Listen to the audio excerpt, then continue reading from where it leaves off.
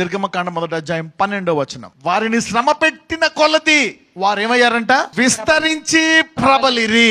శత్రువు ఆపేయాలని, అభివృద్ధి చేయకుండా వారు ఎంత ప్రయత్నిస్తున్నారో అప్పుడు మనం దేవుడి దగ్గరికి వెళ్ళాలి. నా ప్రతి పరిస్థితిలో దేవుడు నాకు ఒక మాట ఇవ్వడానికి సిద్ధంగా ఉన్నాడు.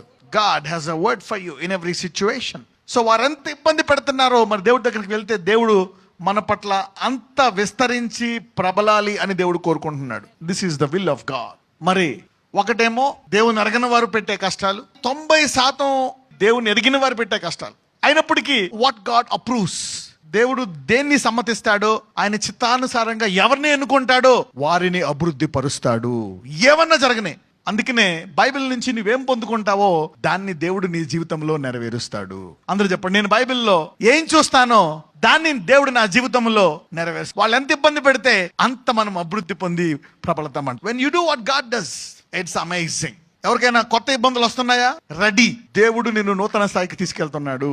ఎవరు ఇబ్బంది పెట్టినా అది నీ అభివృద్ధికే.